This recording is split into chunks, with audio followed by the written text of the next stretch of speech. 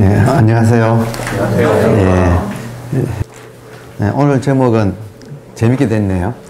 감사하면 감사할 일이 자꾸 생긴다. 예, 이게 참 진리예요.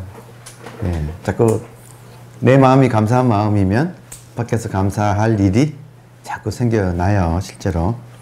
예. 마음병의 두 가지 원인에 대하여 알아보았다. 첫째는 이치를 모르는 이장애, 즉 무명이다. 무명은 딱 한마디로 말하면 의식이 깨어있지 않은 거예요. 명은 의식이니까 의식이 깨어있지 않은 거. 그럼 무명을 명으로 바로잡으려면 의식이 깨어있는 거죠. 그러니까 한 사람이 지금 상태가 의식이 깨어있는가, 의식이 깨어있지 못한가. 의식이 깨어있지 못하면 무명의 연기, 고통이죠. 그리고 의식이 깨어있으면 열반의 고집 멸 할 때 열반의 연기가 있어서 고통으로부터 벗어나죠. 그러니까 아주 과학적이라고 할 수 있어요. 그래서 그것을 스스로 이제 항상 체크하는 삶. 이제 그게 첫 번째 이치에 대한 것이고, 두 번째는 습관의 장애인 사장애, 즉 업장이다. 이 두 가지가 마음병의 원인이다. 업장은 다른 말로 하면 갈애예요. 갈애. 사랑에 목마른 거. 며칠 전에 이렇게 그런 연애 그 방송에 관계되는 분하고 잠깐 이야기를 하니까 그 연예인들 혹은 연예계 전체가 또 방송하는 사람 전체가 대중에 대한 가래로 산다 그러더라고요. 대중이 사랑해주면 살아가고 대중이 버리면 엄청난 나락에 떨어진다고. 그러니까 갈애라고 하는 것이 인간의 가장 기본적인 속성이라서 이제 그런 연예계는 가래로 생성되는 세계. 이해가 되지요? 또 우리는 근데 많이 보잖아요. 우리의 가래를 걔네들이 이렇게 대신 충족해 주는 것이 있어서 우리는 또 이제 그런 걸 보게 됩니다. 그러니까 이 가래와 그리고 이 의식이 깨어있지 못한 상태, 그게 우리 마음병이에요. 두 가지 핵심. 사장애, 이 습관에서의 장애에 대해 알아보자. 보통 사람들은 습관의 노예를 산다. 그러니까 사장애를 바로잡는 것은 일상에서의 수행이에요. 일상에서의 수행. 그러니까 일상에서의 수행은 사장애를 바로잡기 위한 거예요. 근데 보통 사람들은 습관의 노예로 산다. 작심삼일이라는 말이 있듯이 우리는 습관을 이기기가 어렵다. 습관은 단박에 제거되지 않는다. 맞죠? 그죠? 네. 수업에서는 이치를 깨달으려고 하고, 근데 일상에서는 배운 것을 실천해야 되고, 이제 그게 그러니까 실천은 단박이 되지 않습니다. 그렇다면 습관의 장애를 치유하는 방법은 무엇일까? 우리는 앞에서 부처님의 유훈을 언급하였다. 부처님은 어렵고 힘들 때마다 자각의 스위치를 켜서 자기를 섬으로 삼아서 귀의하라고 하셨다. 자, 이때 이걸 한자로는 자귀, 자등명도 같은 뜻이에요. 자기를 등불로 삼아라. 혹은 자기에게 귀의하라. 이때 자기가 이제 무엇인지를 우리가 깨달아야 되는 거죠. 그러니까 자기가 무엇인지 못 깨달으면 어디로 돌아가요? 돌아갈 때가 모르는데 어떻게 돌아가요? 알아야 돌아가지. 그러니까 자기는 다시 말하면 객진이라는 말을 써요. 객진 번뇌. 객은 손님, 진은 티끌. 손님은 티끌인데 그것이 번뇌라고 해요. 그러니까 번뇌는 생각은 왔다가 가는 손님이고, 자기는 주인인데 주인은 왔다가 가지 않는 거. 그러니까 생각이 일어났다가 사라지는 그 장소로서, 바탕으로서 우리의 깨어있는 의식. 그러니까 수행에서 핵심이 마음이 한번 고요해져 보면 모든 것이 사라지더라도 끝내 사라지지 않는 이 순수 의식이라고 할까? 이 근본 의식이라고 할까? 이것만은 근데 남아있거든요. 그러니까 이것을 확인 못한 사람은 확인해야 되고, 확인한 사람은 끊임없이 이것을 확인하는 거. 이게 이제 수행이라고 할 수가 있어요. 그러니까 지금 자기가 무엇인가 할 때 왔다 가는 생각, 감정은 손님이다 이거예요. 그러니까 손님은 주인이 아니다. 자기는 주인이다. 무엇이 주인인가? 모든 생각과 감정이 일어났다가 사라지는 자기 의식 공간. 그게 자기 자신이다 이거예요. 요거는 부모라고 하는 상대성, 생각과 감정이 만들어내는 이 현상계가 만들어지기 전부터 있는 본질이라는 거죠. 그러니까 현상이 만들어지기 전부터 모든 사람한테는 이미 본질이 갖춰져 있는데 그게 지금 이 순간 멀쩡하게 깨어있는 너무 당연한 이 자기의식. 그러니까 이 의식만 없으면 그냥 쓰러져요. 그러니까 나 의식이 없습니다 하면 저는 의식이 잘 모르겠는데요 하는 그게 의식이거든. 자꾸 말씀드려요. 의식을 알겠어요 하는 것도 의식이지만 나는 의식이 뭔지 모르겠어요 하는 것이 있죠.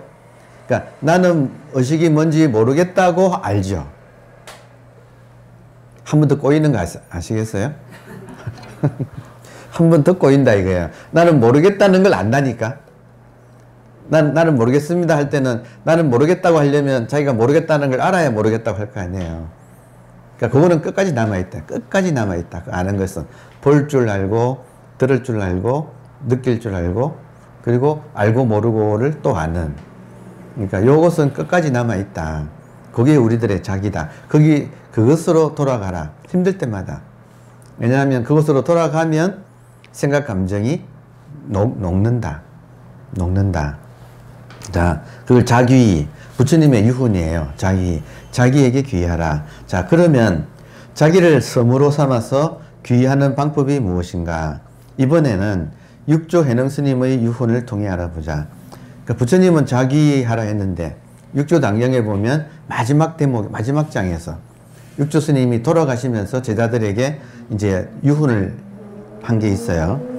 육조 스님의 유훈은 홍수가 난 강에서 홍수는 생각의 홍수입니다.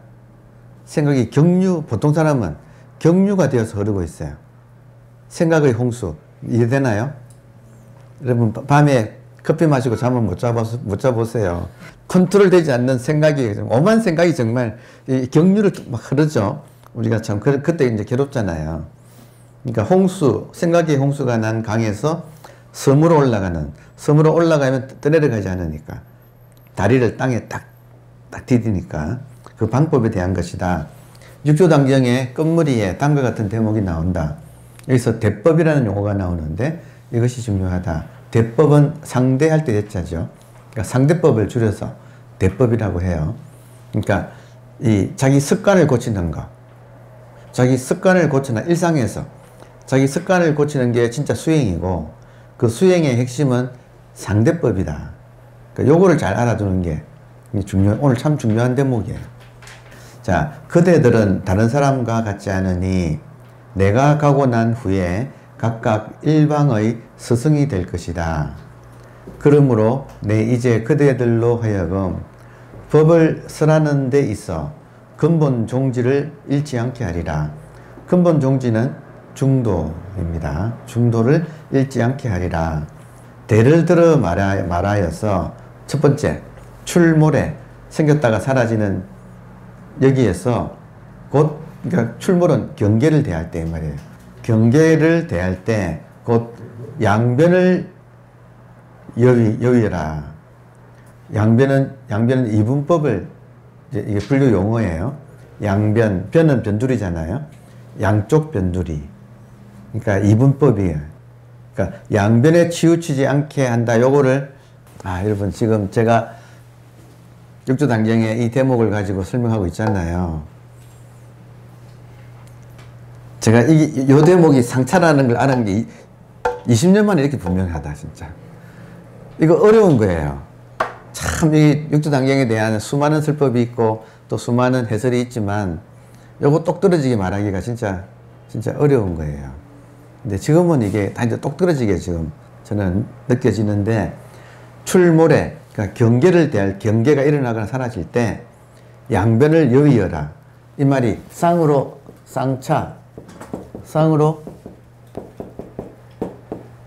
양변을 상으로 막는다. 이거를 지금 양변을 여윈다라고 표현을, 여윈다는 말은 한자로는 이별한다는 뜻이에요. 이자. 그러니까 양변을 여윈다.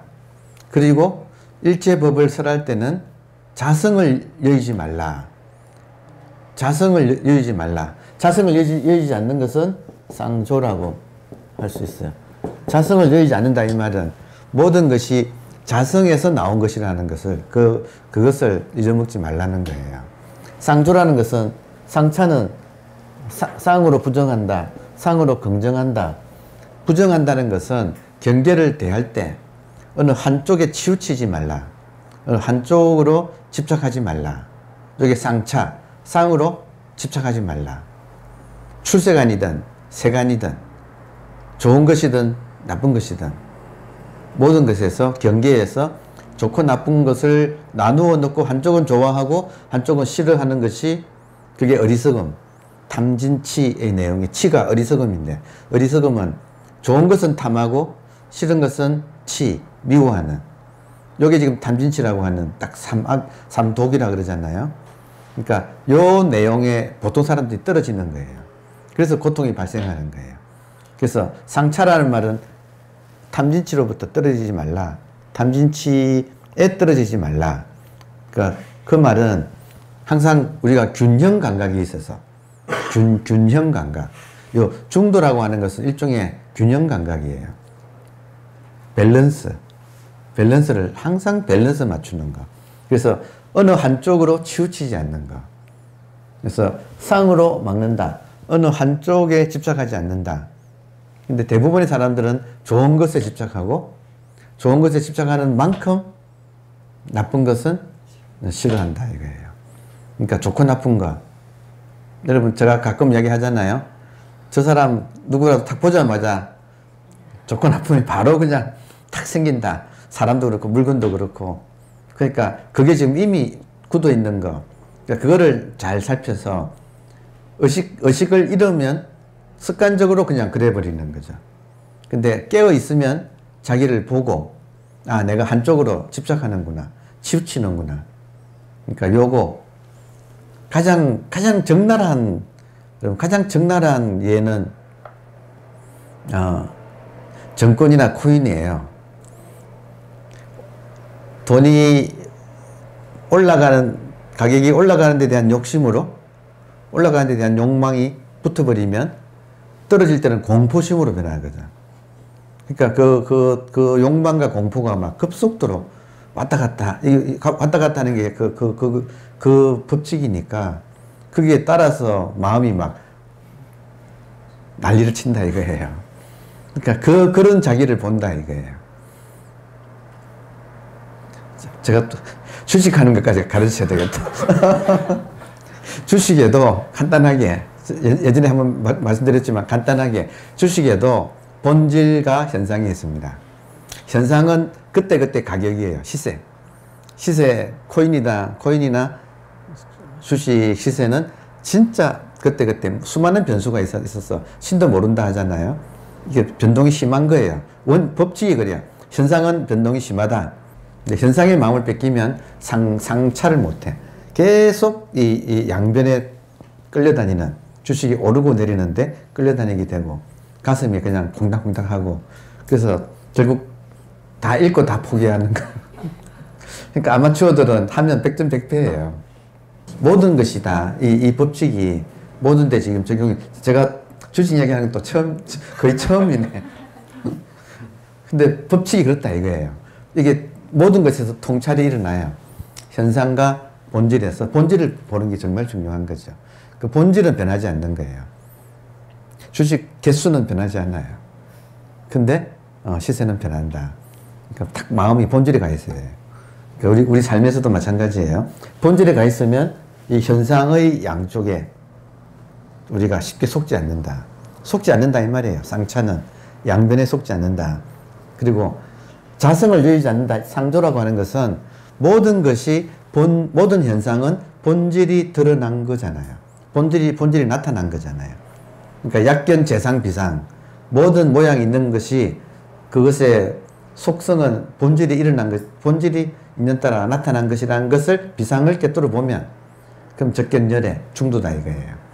본질과 현상이 딱 중도를 이루는, 그러니까 아주 그런 날카로운 안목, 시선, 이걸 갖추는 게 삶에서의 아주 안정성을 가진 삶이에요. 그러니까 지금 육조 스님이 상차 상조를 가지고 사람들을 가르쳐라. 여기에 선종의 이 가르치는 아주 핵심 방법이다 이게. 그러니까 그거를 일상에서 계속 이 몸에 익히게끔 하는 거. 이거는 여러분 안다고 되는 거예요. 실제로 깨져봐야 되는 거예요. 깨져봐야 되는 거예요. 그러니까 수행은 그렇게 하는 거예요. 자, 그래서 혹 어떤 사람이 와서 그대들에게 법을 묻거든 말을 하되 모두 쌍으로 하여 대법을 취하라. 그러니까 이 사람, 이 말은 뭐냐면 이 사람이 지금 어디에 집착해가지고 질문하는지를 봐라 이 말이에요. 이해되세요? 어떤 사람이 와서 질문을 하거든. 그 질문 이면에는 그 사람이 어딘가 집착해 있다.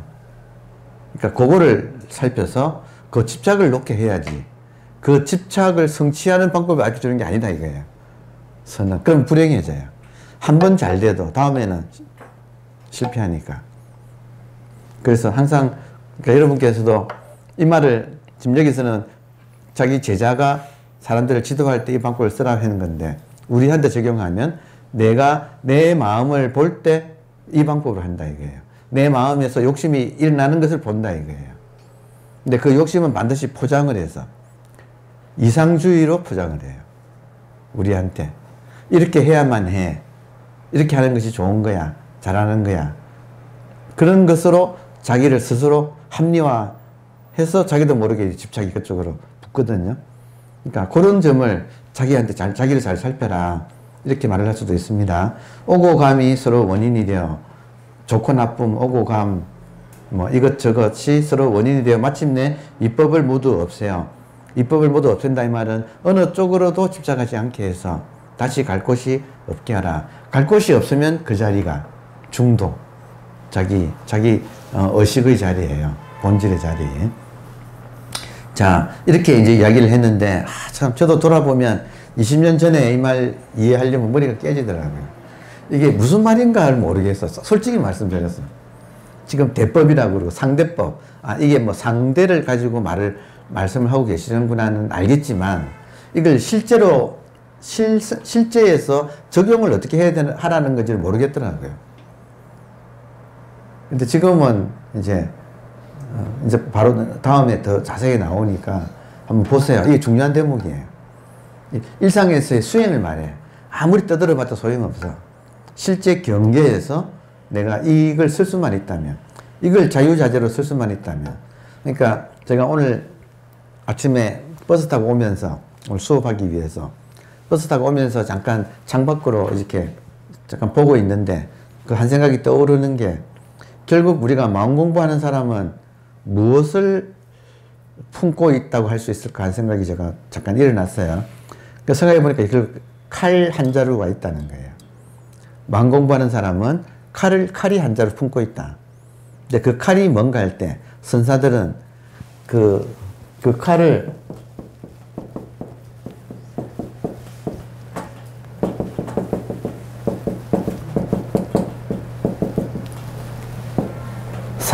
살인도, 사람을 죽이는 도, 그리고 활인금, 사람을 살리는 금. 도는 칼의 한쪽만 갈은 것은 도예요. 식칼이나 이런 건 다 도예요. 중국의 칼들은 되게 도를 많이 써요. 그리고 아랍의 그 초승달처럼 생긴 금들은 다 금이 아니고 도예요. 주로 도예요. 한쪽으로 쓰는 거예요. 근데 금은 양날의 금이라고 해서 날이 양쪽에 다 있는 게 금이, 도하고 금이 달라요. 도는 한쪽 날만 갈려 있는 거고 도는 양쪽으로. 로마인들은 금을 써서 금투사라 그래요. 그 일본인들도 금을 써서 금도라 그래요. 그러니까 지금 그 칼을 가지고 말을 할 때 사람을 죽이는 칼, 이 말은 상차를 말해요. 집착, 이때 사람은 욕심, 어느 한쪽으로 치우치는 욕심. 그 욕심이 좋은 쪽으로 치우치면 반드시 나쁜 쪽은 미워하게 돼요. 그래서 이것이 서로 상호작용을, 상승작용을 일으켜요. 그러니까 살인도라고 하는 것은 내 욕심이 어느 한쪽으로 치우치는 것을, 그거를 죽인다. 그걸 살인도라고 하고, 그리고 활인검은 그걸 죽이고 나면 그 욕심이 없으면 무심이 되잖아요. 무심이 되면 지혜가 밝아져서 좋은 것이든 나쁜 것이든 영원히 그런 게 아니라 인연 따라서 그 상태에서 그렇게 모양으로 나온 것이어서, 모양은 지금 좋다 나쁘다 하지만 그 본질은 이 한계의식이 인연 따라 나온 것이라는 것을 꿰뚫어 보게 되면, 모든 것이 다 본질이 되면 다 산다 이거예요. 다 나름대로 순로가 있어진다. 유니크하다. 좋은 건 좋은 것대로 유니크하고, 나쁜 것은 나쁜 것대로 유니크하고. 근데 그 나쁜 것이, 영원히 나쁜 것은 없다 이거예요. 계속 인연 따라 변한다 이거예요. 그러니까 어느 것도 버리지 않고 쓴다. 그래서 활인, 이 존재가 살아난다. 그러니까 욕심을 죽인다. 이게 쌍차고, 그리고 쌍조라고 하는 것은 그 욕심이 없는 무심에서 평상심이 일어나는 거. 그게 활인이에요. 살인은 욕심, 활인은 평상심. 살인하면 중도가 되고, 중도에서 활인이, 평상심이 일어나고. 지금 이해되나요? 일반인들은 욕심이 있어요. 근데 그 욕심을 죽이면 무심이 돼. 근데 무심에서는 무심 상태로 있으라가 아니고 활발하게 대긍정에 모든 것이 다 이 한계 의식이 일어난 거니까. 불교로 말하면 항분 아미타불이 나타난 거니까. 그러니까 모든 것이 법신불의 화신불이니까 예외 없이. 그러니까 다 그렇게 긍정으로 볼 수 있게 된다. 기독교로 말하면 모든 것은 성령의 역사다 이거예요. 알고 보면 내 눈이 삐뚤어지면 한쪽으로 집착을 하면 좋다 나쁘다가 되지만, 좋은 것만 성령의 역사가 되지만, 내 눈이 밝아져서 그 본질은, 성령은 무소부재한 전체니까. 그러니까 그렇게 되면 모든 것이 다 긍정으로 변한다. 그리고 지금 부정적으로 살 거예요, 긍정적으로 살 거예요? 그러니까 그 핵심은 자기 욕심을 보는 거다 이거예요. 아니 그렇지 않아요. 뭐 이건 너무나 당연한 건데, 그러나 이 당연한 것을 실천하기는 어렵다 이거예요. 왜냐하면 이미 우리는 자기 욕심에 속고 살고 있으니까. 자, 그래서 법안스님, 법안문익이라고 하는 법안종을 장시한 법안스님은 이 대목에 대해서 쌍차상조라는 말을 이분이 썼어요. 즉 상으로 맞고 상으로 비춘다 라고 풀이했다. 상으로 부정하고 상으로 긍정한다는 뜻이다. 다시 말하면 플러스에 대해서는 마이너스로 대응하고, 마이너스에 대해서는 플러스로 대응해서 플러스 마이너스 제로가 되게 하라는 뜻이다. 플러스 마이너스의 마음 상태가 우리의 초심이다. 초심.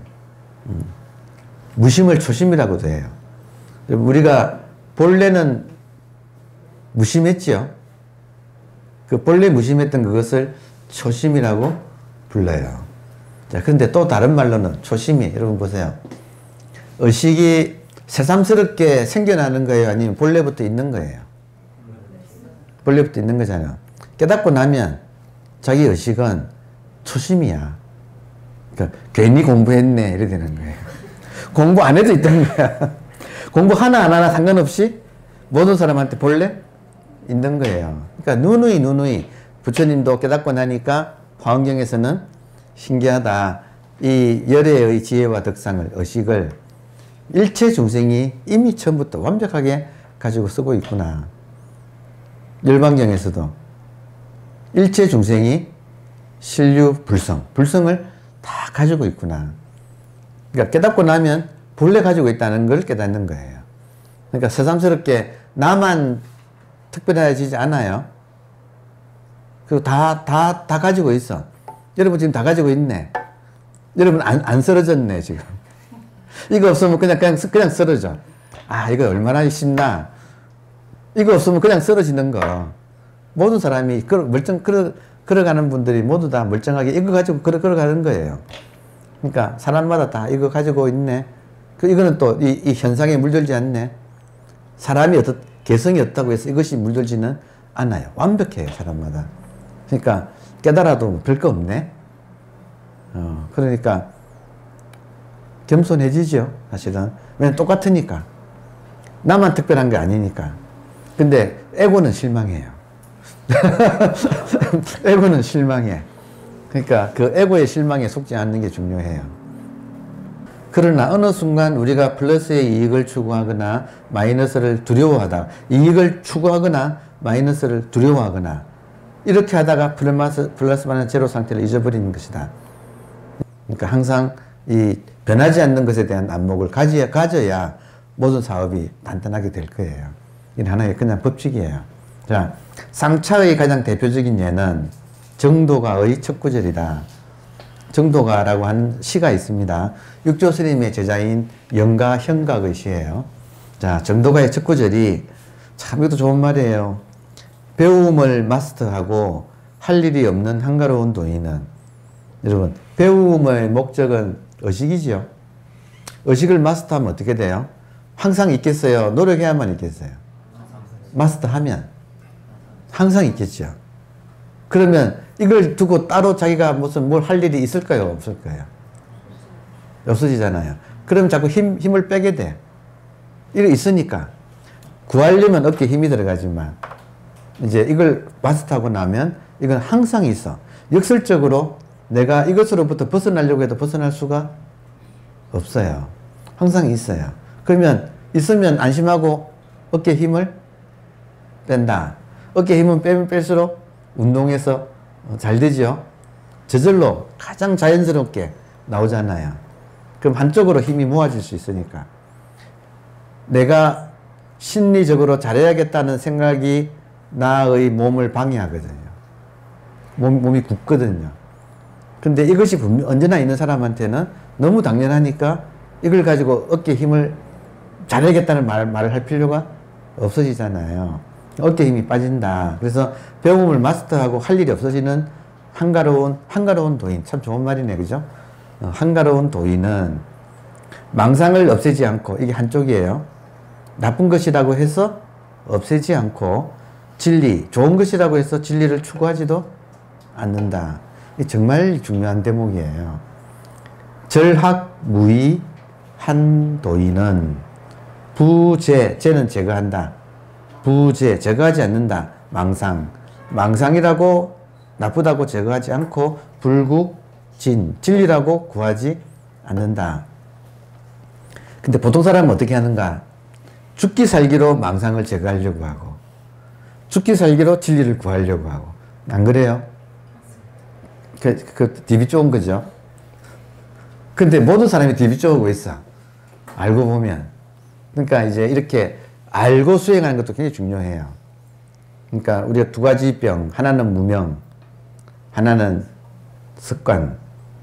그래서 습관은 지금 모르는 상태에서 생긴 습관이에요. 그러니까 아는 것도 굉장히 중요해요. 방향이 중요하다. 그러니까 그 방향의 핵심은 진리는 본래 나에게 구족되어 있다. 그러니까 딱 한마디로 말하면 우리가 본래 부처다. 그러니까 요 말을 수용하기는 참 어려워요. 그러니까 요 말을 수용하는 게 공부라고 할 수 있어요. 본래 부처라고 하는 사실을. 그러면 본래 부처를 믿고 들어가야 돼. 그래서 제일 처음에 들어가는 가장 좋은 쉬운 길은 믿고 들어가는 거예요. 근데 부처님 같은 분이 한 말이니까 우리가 믿지. 예수님 같은 분이 한 말이니까 우리가 믿지. 그래서 믿고 들어가는 게 가장 좋아요. 그 부처님은 뭐라고 했는가? 본래 부처다. 무엇이 부처인가? 의식이 부처다.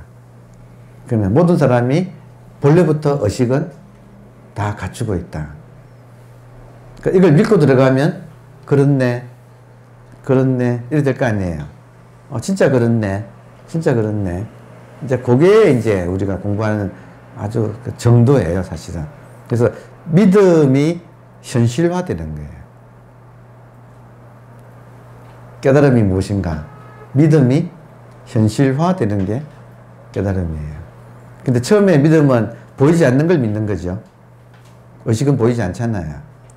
그러니까 보이지 않는 것을 믿는 거죠. 근데 그렇게 되면 깨달으면 보이지 않는 것이 현실화되는 거죠. 그래서 구체화되는 거죠. 이렇게 자기한테 자각으로. 그러니까 요 단계를 잘 밟아가는 게, 그래서 이런 말이 정도가가 유명한 시예요. 그럼 이런 말이 첫 마디 이런 말을 딱 하는 것을 우리가 이제 믿고 안 믿고에서 갈린다 이거예요. 상근기는 잘 믿는 사람이 상근기예요. 하근기는 잘 안 믿는 사람. 그러니까 소질이 있다 안 믿다 이 말이에요. 소질이 있는 사람 없는 사람. 근데 소질이 없는 하근기가 역설적으로 공부를 잘할 수도 있더라고요. 되게 남자들이 고집도 세고 잘 안 믿고 그렇거든요. 근데 그런 고집쟁이가 한번 믿기 시작하면 무섭게 믿어 들어가요. 그러니까 그런 장점도 있어.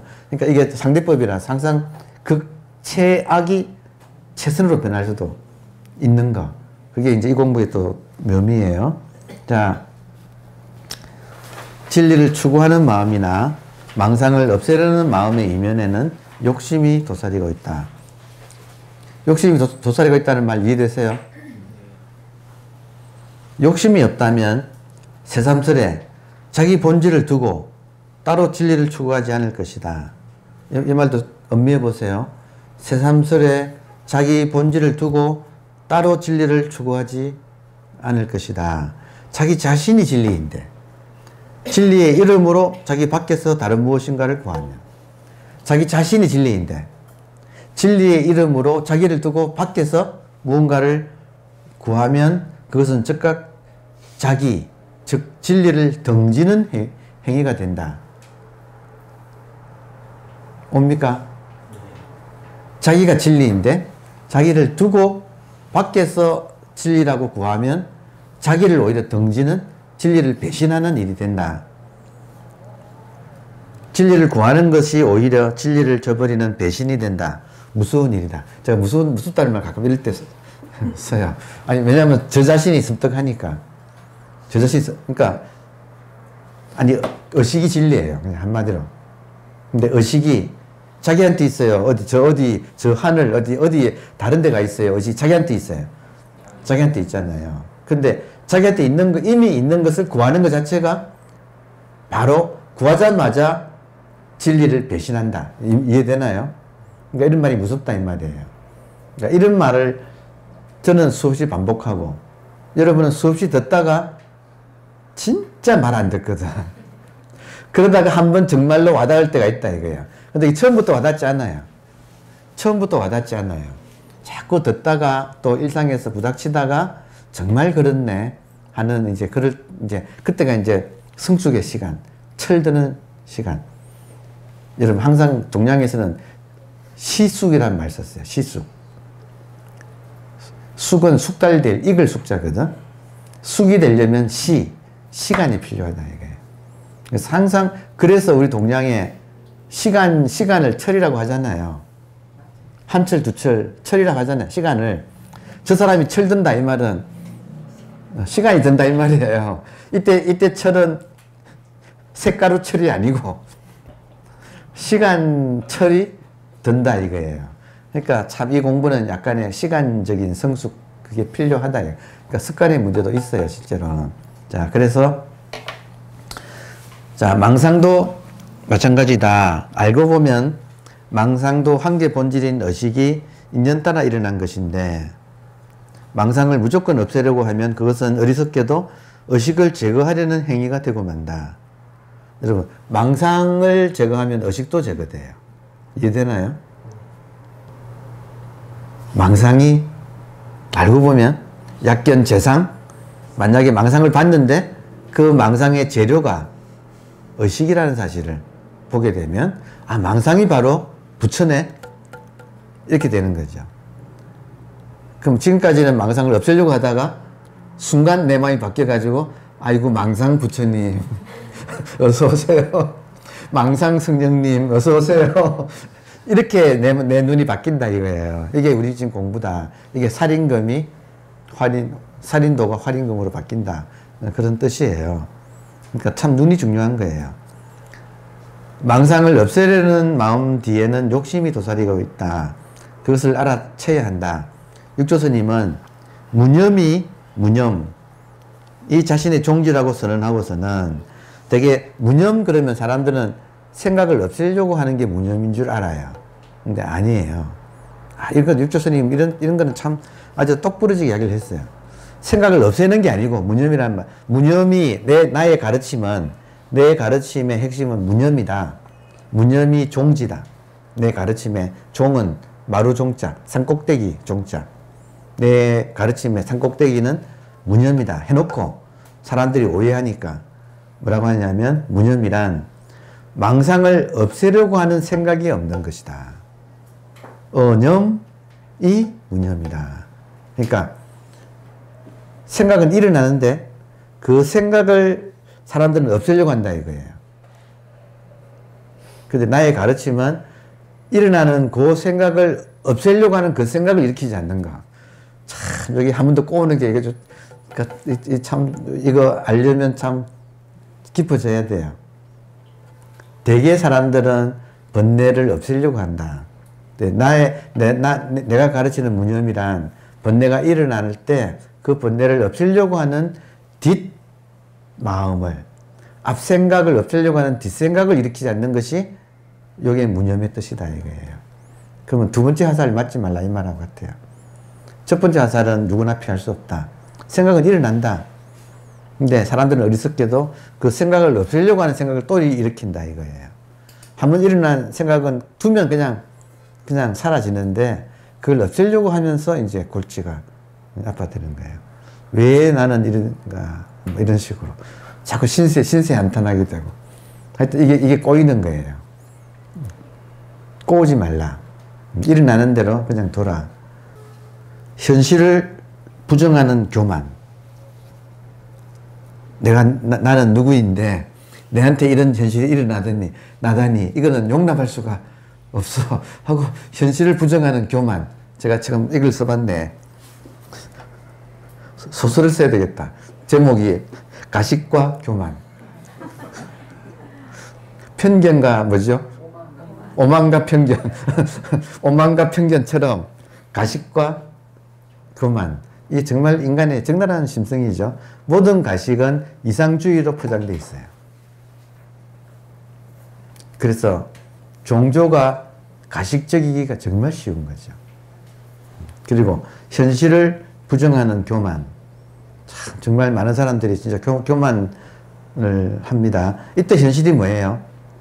가장 적나라한 현실은 자기 자신이에요. 있는 그대로의 자기 자신. 그걸 부정하는 교만이다 이거예요. 이게 내 모습이 아니야. 제가 그래서 말씀드리잖아요. 이 공부를 제가 시작할 때 중요한 동인이 뭐였냐면 존재불만족이었다 이거예요. 이때 존재불만족은 내가 나를 불만족스러워했다 이거예요. 그러니까 지금 보니까 그 불만족스러운 것을 만족시키는 게 아니었고 내가 나를 불만족스러워하는 그 교만을 알아본 거지. 들어옵니까? 내가 내 존재에 불만족스러워서 그거를 만족해서 이 문제가 해결된 게 아니고 내가 스스로를 내 마음에 안 든다고 이런 거지. 내가 나를 약간 여러분 그걸 뭐라고 하죠? 어부자식처럼 콩쥐 파치처럼 내가 내 자신을 좀 이렇게 성이 안 찬다고 이렇게 학대한 그런 세월이 있었어요. 여러분 그런 거 없으신가? 예, 솔직히 말하면 그래요. 그러니까 알고 봤더니 존재불만족의 주체가 에고였더라. 걔는 가식덩어리고 교만덩어리라서 그러니까 자기가 자기한테 마음 안 든다고 그렇게 참 까불었던 거죠. 그러니까 지금 생각하면 참 기가 막힌데 그런데 그거 없었으면 또 공부를 못했으니까 에고가 지가 죽으려고 작정을 했던 거지. 지금 돌아보면 그래요. 그러니까 알아채고 나니까 그것 때문에 제가 공부를 했어요 사실은. 근데 공부가 좀 되고 보니까 그것에 대한 해결이 그것 자체에 대해서 충족시키는 게 아니고 그 마음이 어디서 나왔는가를 알아챈 거죠. 그러니까 우리가 자기 애고를 보는 거, 이게 깨달음의 아주 중요한 동인이 되는 거예요. 그러니까 내 딴에는 지금 뭔가를 추구하는데 이대로 현실이 이대로 있으면 안 돼. 더 나아져야 돼. 뭔가를 추구하는데 그게 바로 욕심이 붙어 있는 거다 이거예요. 그래서 이상주의에 속는다 이거예요. 하여튼 여러분 이상주의에 속는 사람한테 이상이 오면 바로 속아버려요. 맞나요? 네. 그러니까 지금 우리는 지금 어리석은 상태에서 살지도 모른다. 그러니까 그거 돌아보는 게 그러니까 공부의 방향이 자기를 보는 게 공부의 방향이다 이렇게 말씀드립니다. 하여튼 이 이상주의에 대한 거는 제가 아주 이 사회가 얼마나 우리를 이상주의로 세뇌하고 있는가, 정치적으로 경제적으로 사회적으로 하다못해 K-팝 무슨 드라마까지도 계속 우리를 세뇌하는 그런 사회에서 살고 있다 우리가. 그러니까 그 현실을 속지 않기는 정말 어렵더라 이거예요. 한마디로 말해서 속지 이런 상황에서 저같이 어리숙한 사람이 이 사회 구조에 속지 않고 살아남기는 어려웠더라. 그래서 뭔가가 이거 아닌데 하는 생각이 있었다 이거예요. 뭔가가 이게 다가 아닌데 인생이란 게 이렇게 쳇바퀴 돌듯이 그냥 월급 받으려고 막 모든 걸 그러니까 뭡니까 그 비위 맞추느라고 월급 주는 사람 비위 맞추는데 급급한 이게 인생의 다가 아닌데 이제 거기에 대해서 자각이 싹트기 시작을 한 거죠. 그러니까 알고 보니까 왜 속았는가? 이상주의에 이미 내가 이상주의에 젖어 있는데 그걸 모르고 살았더라는 거죠. 근데 뭐 대부분이 그럴 거예요. 어제 교보에 가가지고 베스트셀러 1위 보니까 1000억대의 자수성가한 사람이 젊은이들에게 나처럼 되려면 이렇게 해야 한다고 쫙 나열한 그 책이 베스트셀러 1위더라고요. 그러니까 모든 베스트셀러는 처세술을 가르치는. 지금 그래요. 자본이 지금 왕이에요. 자본주의는 이상주의하고 결부돼가지고 이상주의의 교묘한 탈이 자본주의예요. 지금 우리는 자본주의에 살고 있어요. 그러니까 이런 이제 시스템에 우리가 돈은 나쁜 게 아니에요. 돈은 중립이에요. 근데 우리가 이걸 잘 써야 된다 이거죠. 그러려면 내가 깨어 있어야 된다. 현실을 수용하면 그 자리가 즉각 정토로 바뀐다. 왜냐하면 현실이 곧 본질의 나타남이기 때문이다. 여러분, 현실이 곧 본질의 나타남이라서 수용만 하면 이것이 본질이에요. 본질이 정토잖아요. 그러니까 내 눈이 겉모양만 보면 수용 못하고, 근데 속모양까지 보면 본질이 드러난 것이라서 있는 그대로 이걸 수용하게 된다. 그러면 여기가 정토로 지옥이 졸지에 정토로 바뀌어버린다. 천국으로 바뀌어버린다. 마음이 불만족에서 대만족으로 바뀌기 때문이다. 현실은 절대라서 선택의 여지가 없다. 이런 거는 밑줄 쫙쫙 꺼야 되는 거예요. 현실은 절대라서 선택의 여지가 없어. 그런데 우리는 죽으라고 절대인 현실과 싸우는 것이다. 평생 싸우는 것 같아. 현실하고. 아이고 내 팔자야. 입에 붙어서 살았던 것 같아요. 부모님들이 다 그렇게 사시니까 우리도 자기도 모르게 우리도 그렇게 된 거죠. 결과는 백전백패다. 절대랑 싸우니까 백전백패예요. 감사합니다.